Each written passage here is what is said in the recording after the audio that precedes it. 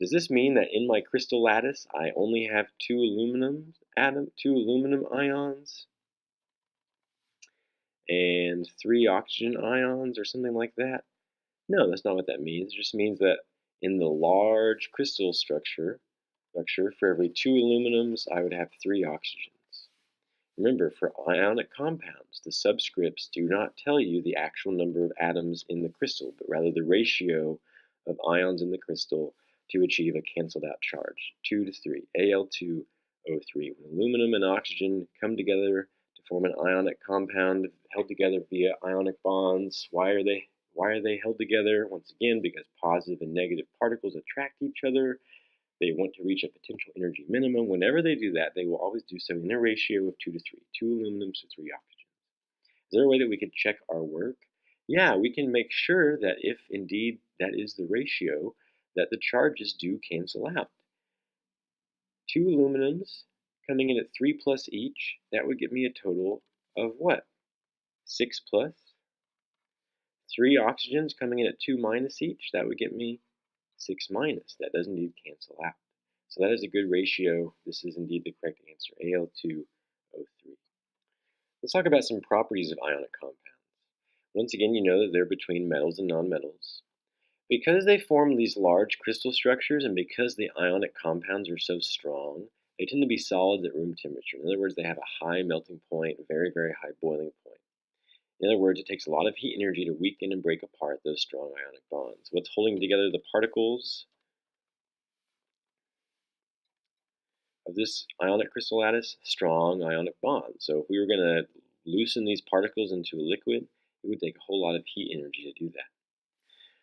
Sometimes ionic compounds are capable of being dissolved in water, and whenever they do that, they are then capable of conducting electricity. They cannot conduct electricity on their own, but if they're dissolved in water, they can conduct electricity. So here's a little picture. If we had pure water, electricity would not be conducted. If we had just pure salt, just a pure ionic crystal, electricity would not be conducted. But if we pour the salt in the water and dissolve the salt in the water, what actually happens when you dissolve ionic compounds like salt, sodium chloride in water is that the ions actually get ripped apart by the water. The positive ions would be floating in the water. The negative ions would be floating in the water. As soon as we have free-floating ions like that, charged particles, then by definition, we can cause them to flow in one direction, and by definition, we have an electrical current. So ionic compounds dissolved in water, they break apart into free-floating charged particles. Whenever you have charged particles that you can cause to move in one direction, that's what the battery is doing. It's kind of motivating or influencing or convincing the ions to flow in specific directions. Whenever you have charged particles flowing in one direction, you can get electrical energy. That is the definition of a current. So ionic compounds dissolved in water can conduct electricity. If they're melted, they can also conduct electricity because, once again, the particles can kind of move around, the charged particles, the ions.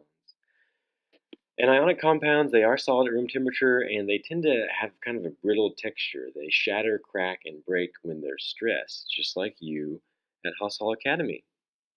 That was a joke. If you feel really stressed, please come talk to me. Talk to a trusted adult. You should always get help if and when you need it. Here's why this happens. So imagine we have something like a big salt crystal. It's composed of ions held together. Well, if we add stress, if we add a force, some pressure to it, then we could shift the crystal structure. So we shift this side down, and because we've done that, we've kind of broken the geometric ordered arrangement here, and we have caused in that moment for positive and positive to be close together and negative to be close together. We've put a fault line in the crystal. What do positive and positive, negative and negative do? They repel. And so the crystal will crack and break and fall apart right there because the ionic bond has been broken. We've shifted it and caused the two halves of the crystal to repel each other. That's why ionic crystals are brittle. They crack, they break under stress or pressure. That, my friends, is everything I need you to know about ionic compounds.